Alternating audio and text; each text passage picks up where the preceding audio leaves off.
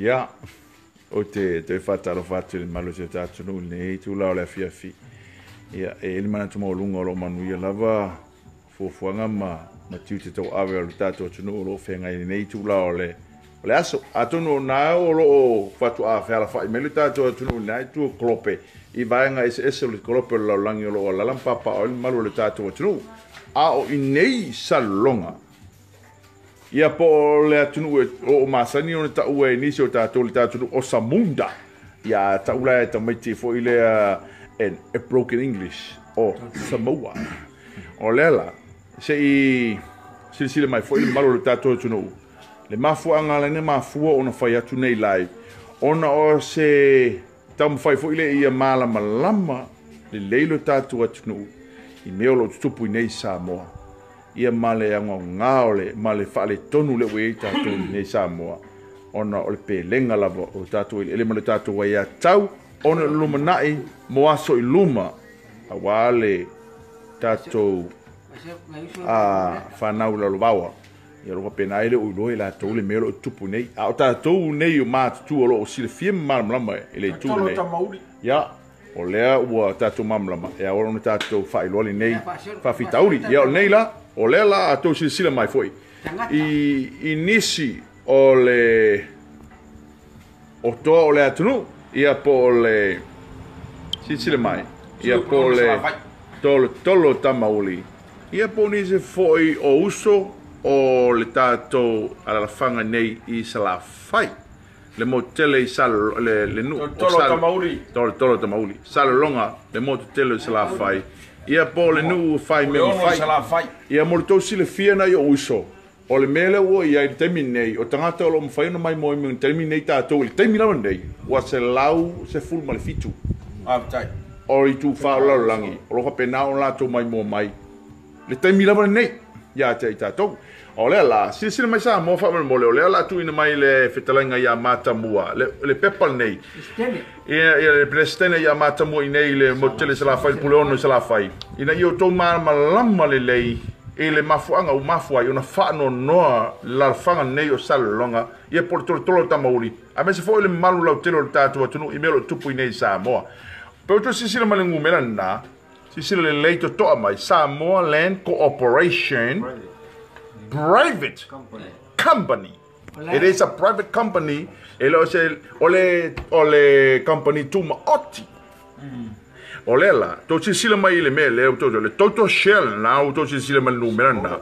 Lo miliona. Fasela wafel na. Ole tupel na. Olo mawa ele company le sala si ile tau sanga tasi. Lo miliona fasela wafel. Si sila mai ai. Ona to si sila mai le lalo. I tangata ia o lo lato o nina po o lato pulea le ele po le makeki nei a sala longa le a fionga na le hon fui mauina liunga le na po tana mai ai tona matu le register office address is tona mato faleata sa Samoa Morto le fia Samoa le trune le aso los fulu le to sila mai appointed la solution valu o September le a favor se la wivas fulu ona so mele lalo shareholders o la nei o shareholders is also a director so mai lalo shareholders is also a director name it is toila e pasai le mali ele ngoi Botou sila mai Samoa. Sila mai. Register office address. Ululolo. Faleata sa Samoa. Botou sila mai. Manino mai. Citizenship is Samoa. Nala uto sila totoa mai ma sila manino mai Samoa. Lua afe lima sulfitu. Pa ion malo le tato nu olo sila manino mai le tato live. Taimi lama nei. Ele tato mta upu me tato proclame leo tato fatartanoinga ile taimi lama nei le afiafi nei ia i Samoa o lo matou lai vina po o fa bato po inato nei proclame po le tato vilo nei i nei salolonga o se fa no tele le ia salolonga ona o nei fa fitauli bo stupu mai pero no to sile fia Samoa a fai foi to sile fia O le tutuunga na fai le malo, ia po tui la e pasai lele. Le kapineta, heita pipi, o le tutuunga ma le inga sa fai. O ele a salonga. Ina ia wha ngā ina lea mole, lau telo lea tunu. Public service, pe a whapalani lea. Public service. Peita iane. Peita iane. Tau sisila mai pepa nei. O lea ua toe, ua ave le malo. I lalo e le company le tuma oti. E ta ua o le private company, o le salasi, o lo pu lea, e le sunga ia liunga. Ia, faumuina. Ia matui la e pasai leo le tātou pāle mia. Lea ua sila toa e le tātou nisi foi o tāla bou, o le tātou awhianga o sale longa. Peo sila mai lena sa fa manino le atu e leo se mea foi le fa pe mau te fausia le ai o mea o lo yo tonu i le malo fa mo mongo nei wa le sa fesiringia le tatu MNRE po le ale me o tupu ili nei ele nei salonga le tatu ma keki nei lua afe o fa fonga le sunga al pale mia lua afe valu se lau fits full mon lua mon tupu eka le nga fa ia le fu fonga le malo na lato le lato intention lea e fofua e fai le lato protect po lato fofuanga lea mo le malo lau telo sa moa fai e tono ele o salonga petai na lato avea lea o le fase lau tols fuluafe mamlama mo le tato mta upu lea fase lau tols fulu tols fulu mo tupu afe ele ia lea na ufa patino na sainia e fo i le fionga le mali e toa i le taimi o kofi lau eki o le so nei le SSIG ia fa mo monga lilo nei sa tanu mia i lalo le el malo ina ia awane i mala malamai le tala vou ma tupulanga lalo vao le tato la fanga ia me se foi le tato malo le tato atunu ato o awala fa pio nei le o faia el time nei le la auto sila mai nei la foi la fa inga le tupe ato nei na fa mo la se uso 2 miliona fa se la wafi. Lea, si to mai fa mo sa mo nei te uto fa pe ma to te pelo. Moli mau pepa. O tupena e maua ili tau sanga tas. Ole o anu lalo le tampan le compagnie nei o le sala si. O le fa no anga la nei o la fanga. Ia po le afianga nei ya salonga. Le ngata ya salonga ma le lalo ma le sa mo atoa.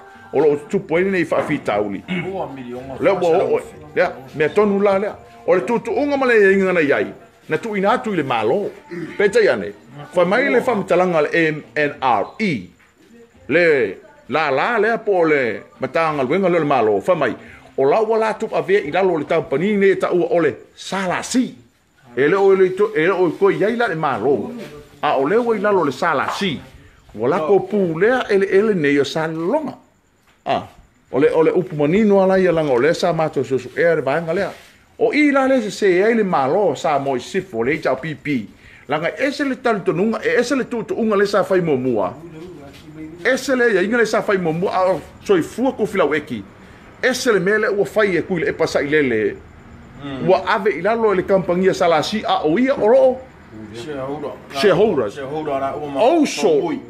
also and director la uama faumina liuma se la ole sia horo le mere so la oro pulea e lungi me mongia le me moni la vale o le ala se il malo ma nga sala il malo le turanga le langa wa fa pili wa fa pili le malo i lo tanto nunga ki vai popo o ne ki vai popo ma le sai g wa fa pili le malo le afionga salonga ile ya inga le sa fai momua ai pe te ane wa kule ia e kule e pa mariunga i lalo le salasi o ai le tono malo ma o ai le tono ka peneta malo e ja pipi kula e pam fo muy o kuila e pa ma fo muy na le tono ma mo wena ku pe le lungi moni la le se ku pe lungi mo me le se ku pe con il meu le se ku pe lungi ya o le fa no anga la sa moa ine to fe siling ie pe sa bo fa no ai le to ta mauli pe to se to te fe siling ie foi pe sa me u ala nga ai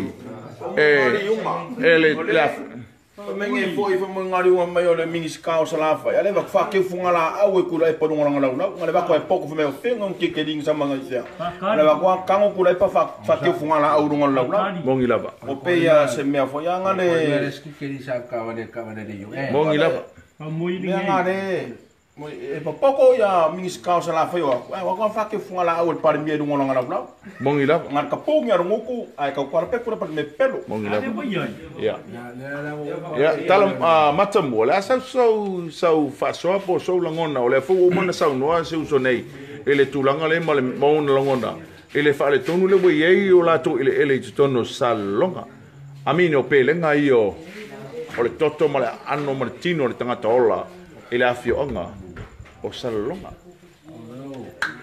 fa no pe o lo fa fa kuri yo ngale fa ku le ka wa ka ko pa de par mi e ma kwa ke ya fa de ko mo mi me fa o me ele le o me mama ya o lango inga pa ngi mo inga fa ma kan ele mo ko mo le wa ya fa fanua ne le wafu o le mele bali me maka ya e van la me maka te mata mo se fa ma patino mai mele fa ma mo le nga no nga o le LTA which is a customary land e pule oi ya ale we la le LTA ale we la LTRA wafu male spa it's a government it's a customary land Samoan government owner Samoa Port Authority. All boundaries are not fenced unless otherwise shown.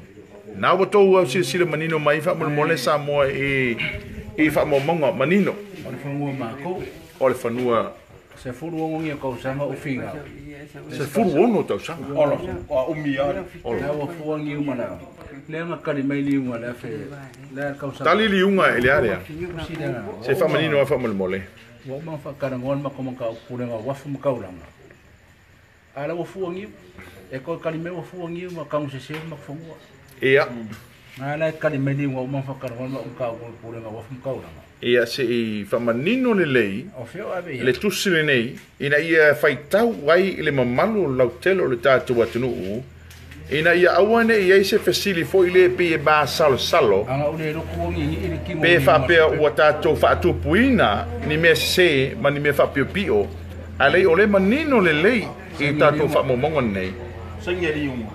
Mea ne o lo tupu, ia tau sila mai Samoa, le tusile na lo manino le le to faitau fa mole fa sortu ki tatu vilo nei ina ia malama ai le tatu ba le saini le fa mole se ko se fa alia ngale saini le saini nei o ai o ngale saini ne se fa o famuina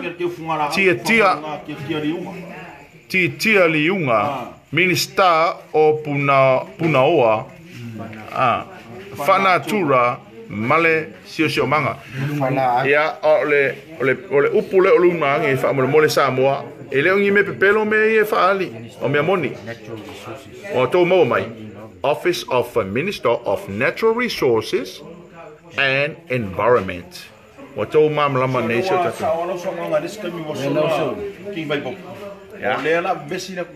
ole la vesina pa fitai le pelo le fa unga ku le nako ka penga le vis fa ya tu o sawa mau kama le nganga se si me kama kokolo monia le ko vale fo ama yo kama vai ho le akaya ya le ngone le la 7570 ya nga o ye ko ma ko le ya fa ka se fa manino le ya sila tola tu e fai ma onga ya ma fa mana tunga ile tatu atunu e le o toe iai se saunga le mutu no Samoa o le ua tātou pāsorosoro atu i tūlanga o le mawhatia malpolonga o le tātou batunu o le whao o le o tātou i le awala palapala o le asa fai mai e le pandemia mai o le whakore pūru alo whai aku mo ka busiri aku mo busiri ai le sumu langa ele va penga mo office se pulu como le va ngoa le sumu ko kolo na ba fu ko ba ngoa mai mangoa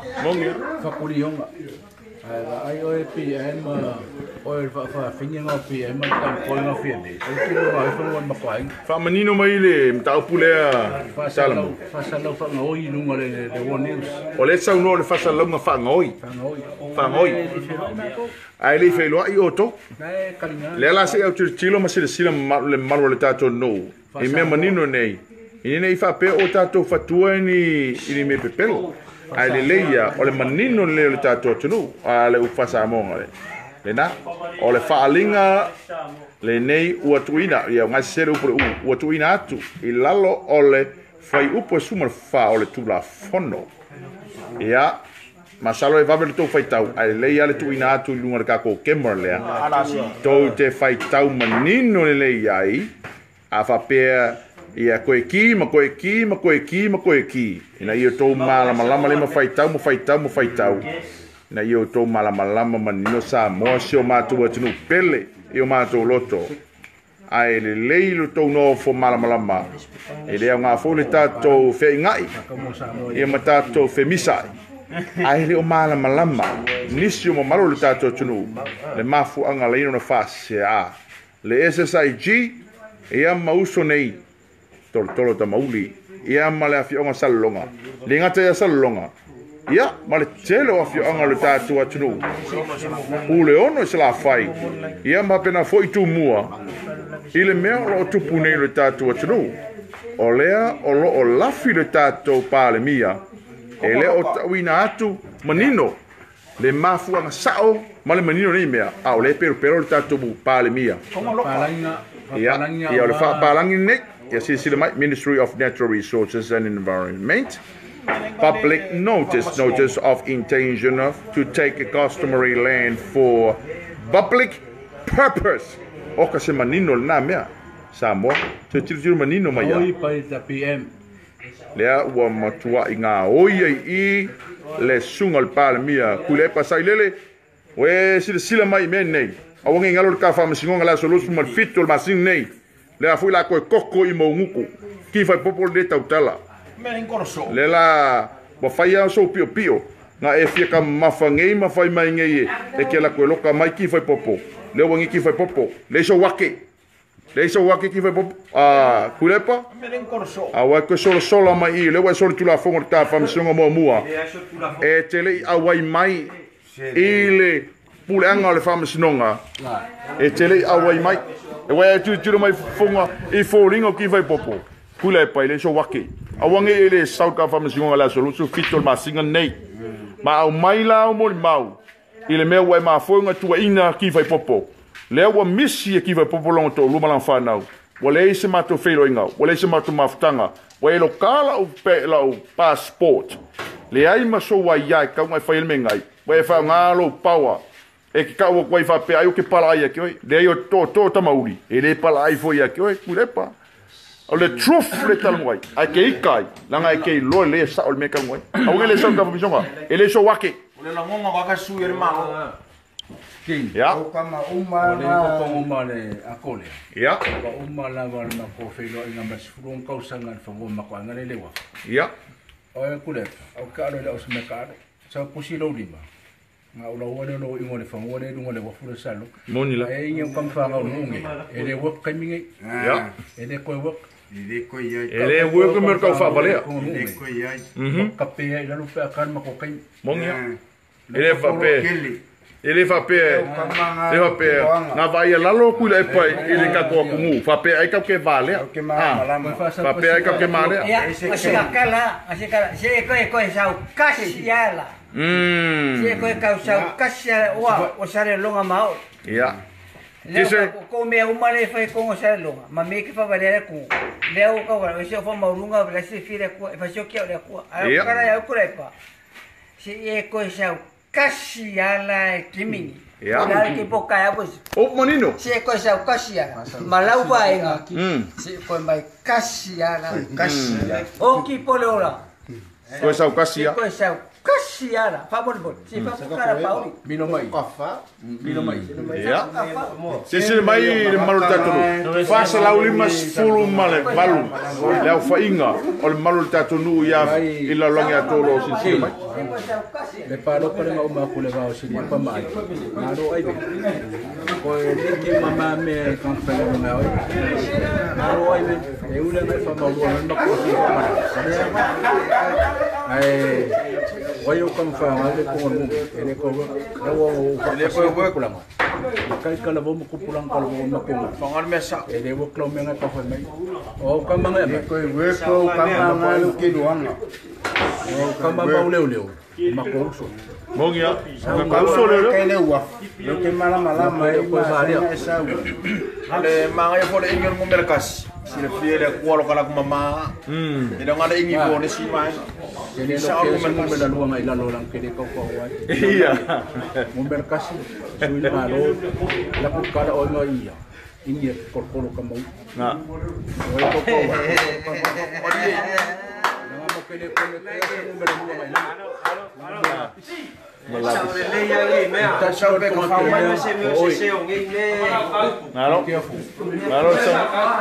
na Samoa now to fa mai. Love you people overseas. Love Samoa. Love Samoa. Love Samoa. Samoa. Mo Samoa. Ai fa vai le tulta do tunu. O le tau te fina winga. Ele a meu tonu. Mal me sa tau no fai. Kau video la fa. Mala o mai kompa. Ai fa kala lo mai o ma ka pule ma ko le wa fu ko lo ngai. E ke ngu ye. Monia. O ma lo fa lo fa. E ai e ma tua vino moto. Ai mangi ngi fo fanga. Ah. Peila ona fa o fa longo mai kula e pa terminei. Ala nga fa me ki lo fa ga la kala ki le lo fa de ko ma. Nga komwa. Me ki lo fa yo uso ya ko fa la kala ki le lo fa de ko ma. Kamba ma ko la au nga ke mi ko mai. Ya. La uso. Le se so tato e o mautinoma si le fia ma malama nei le un tu spaia. Le tu se fa toto. Le foi na o le foi sa un ele pa le mia. Pa mai o le tu silo fa toto. O lo iai le tu la fongo pito silly. Oina ina sia. E sino sia ele tua. Ole alea. Ole fa tu puina le o le feita ngai. Le va uso. Na sainga. Le va uso. Ah. O langa upu le fai. Ma le upu foi le tu spainga, o fa ali mai ati tato. O ai la le u fa tu pua le face. Number one. Liuma. E fa ke fumana. Le o le talamonia na o lo pe o vo tu fa fonga mai Samoa. Ya sisile mai o ki fai popol ne o tamalo mal inglesi mal blepe. O ba ko uma o broken English. This man. Irish. Rastafari. Irish Polynesian. Reggae musican. Yes. Ease your mind. Yes. Die for the number one of our country, not the number two. Exactly. Die for number one, not number all two. All those people inside this bag. Yeah, look at that. People have steal the land to look at my that. family. Look at that. Yeah. You're not to be careful. Policemen is all my people. Yes. My brother, my family. Policemen. Exactly. No. Yeah. Why to pay them low bail? Ya, malo le fa soa. O me silinga. Tolo tamauli, me silinga. I'm ready. Ah, yeah. I'm ready. Ready. Ready for the truth and ready for the right. Want it? Come. Porule ole lumanari. Pure ka ole lumanari. Hey. Sa iba control para it. Iya. Foi ali o miniskai o pouco sala fai ali ava faki fumala awe o ali kuda e pari. Eia. Marca pungi o ngo ko ngai miniskai o ngo mako. Eia. Ngai sin go su es fa vale va ko fai pa ngai mo menga. Eia. Moni. Kuleongo. Se makana ma wake up. Wake up. No salasi in Savai land. Exactly. Land Savai is belong to the Rimfai Pule. I agree. And every people Matai of Savai. I agree. Salasi go back where they're from. I agree. Yelena. Ole mago ko inga yaso. Mai le Love people, love you Samoa overseas. Thank you for supporting. Right. No ordinary OCC. My name is okay. No salasi patamates. No fight, no excuse. Number one. No ordinary oceanside, no salasi mountainside. That's right. That's right. Oh, That's exactly right. Fa'afiku, fa'avalu, fa'asafiku. Exactly right. Lolo iki Apollo isa ilo. Waila suyo saba ile kung ano kapingi kalay su. Yeah. Oh, like for you. The real evil people in Samoa and the one who cause problems and the violence are in Samoa are the HRPP. Okay, ofo. Kuile e pasai lele. Esu de malo. Male HRPP. Ele ila uma aulo. Ia. No vai no ala aulo ngona. Leo kia vai ali vai yola. Ia. Le asao kala. Asao kala. Ni fa mas ngom ki vai popo. Ai. Que sola. Hey. Ko leva com uma loca oi. Hey. Inside the back, there's a resound. Exactly. It's a fight or some longer. The truth from God. Yeah. Exactly. What the Bible say? Okay, mga ofo from wale lokwa. Au e te mena o fua ele fanua po le mea liua te tua oi. Au le wa. Na men ko ya apor ko po. Meia ke o ki vai o tana kafe ro koko ingo ke ko uri. Exactly. Meia na pota ele va ko ya oi. Ona kofi lo ka mama le ko ona kofi samo me ko ya. Ngongi la ba. Fia suia. Fia suia. Ngongi ya. Come one more time to Savai and we can show you. Exactly. Malo. Malo sano. Malo sano. O marca mi o mako. Malo sano. Malo sano. Make a loaf for the kumo make a loaf for the kumo la kalaka ke de loaf for the kumo mau. Yeah, we got to fall correct. O marca mi ko. Say it one more time, my uso. For make a loaf for the kumo la kalaka ke de loaf for the kumo mau. Ai. Mau la kuwa ke do kuwa. Make a loaf for ya. Make a loaf for the kumo la kalaka ke lo kuwa ke de loaf for the kumo mau. Amen. Amen. Amen. Ja, olena. Ja, olena o to sila mai e masal. Ala mas eu boca me que tolo. Ma ka e fa mai Yesu me kupwa. Ole fa ko foi Maria, fa ko ayo a ko color same ai no mo e de ta. Eu não me cor Maria, e ko color same no mo ai kalaka. Kin, malama kamar kol lo kolangan ko ingale. Kamar kol kasia. O mga kangafaaleanga o mana kunga va ale se kunga va ona mele o ti kia kalo kai sa fa kong fa de nei ya le si meanga e kong fa kong fa de ko kunga va nga kaninga ro le ya ali we ole kamba ya ngalo ya o le ile afio le ba Ia. le o ko peli o to tomu le mor fa kasi e mo ya bo fi le liu mai ya Every ten la fide. V8. En vez de para spa, mas eu quero ser espécie, casi é uma espécie com. Alô, Alô, pa. alô, pago overseas. Lá more people. People popo. In Samoa. eu ko min si sebai ai malama ko ke langonga makulangonga Mongi lava. Mafia fiar koko ai mai. Sa ole ma fi fier koko. Mafia fiar koko ai mai. Koko ai como coi pera como o kingo. Ia. Olha, vai ser. Ia. nanga ma ko Eu morso. mo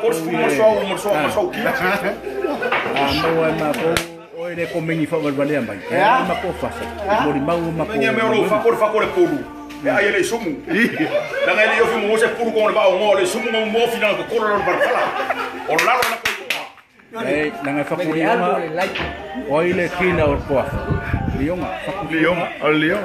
oi ai ele puro mar pa falo mar ele fa Ja. sauna i ai fica com Pois sumai ka fa mai com o baú. Ja. ai vai eu como leu mai Ja. o soa Ja. ma ko O sokako. ele vai Ioi. O sokako. Ioi.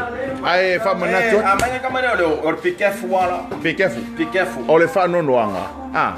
E te tau na ma fau leita to uso. Ka ko uso. Ele o se ko le po se ngai. Ai a fa pe. kongi ai Ioi. Pa la iki o kupela ko ngila to. E tau na la to si le fiel le. O nele tu Pauli. Po ila ba. O ta to uso.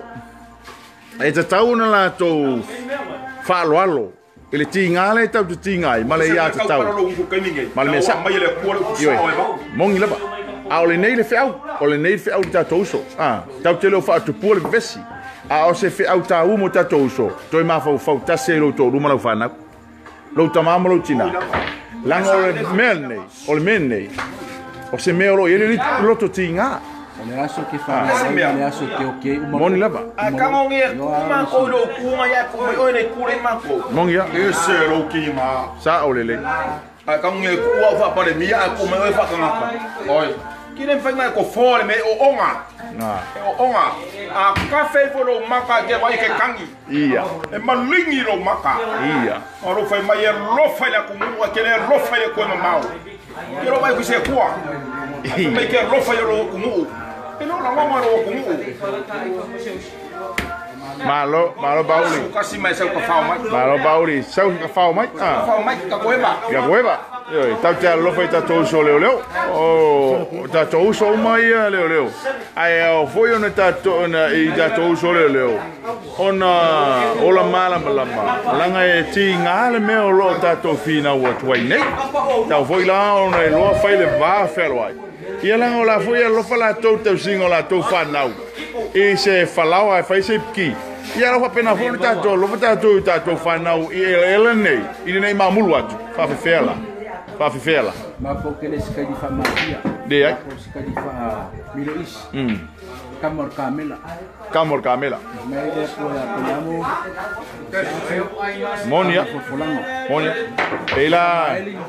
Le wa sa o le po asko inga le fe o speak. Ia. Mai.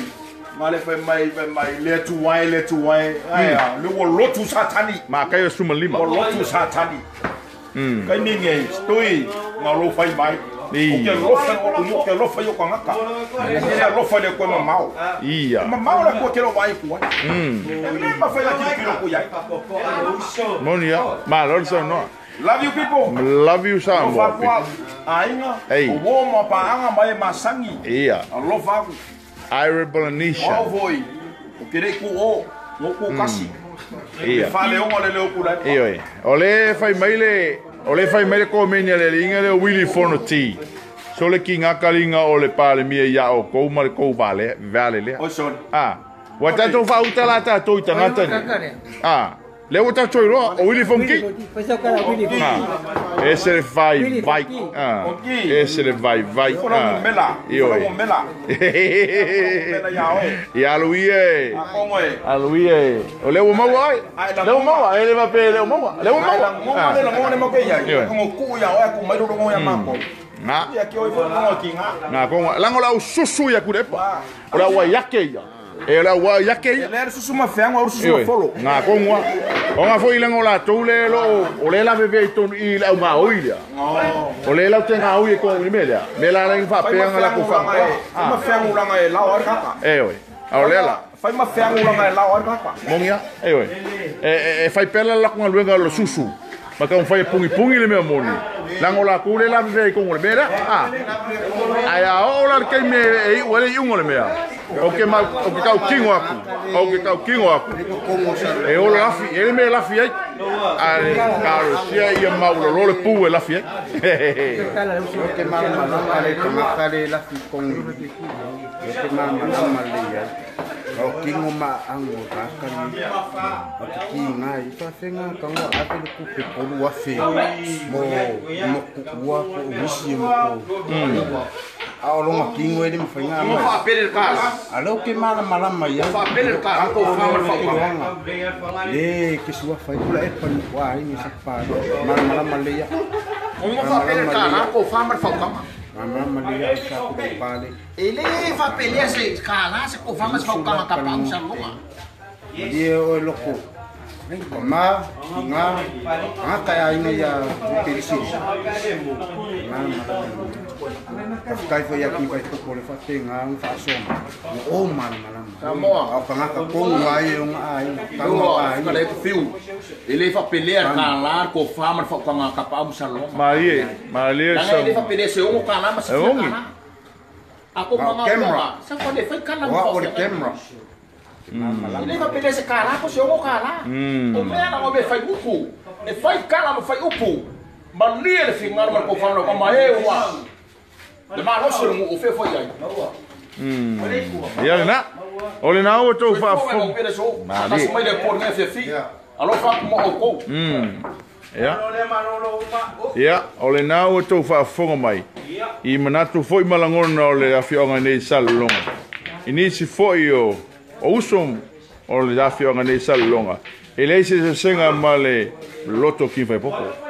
O tau la lea le tau te, o tau ie tau te whai tio mai ma pungi pungia le mea monia. A whai wa ki ngā kalinga li wili.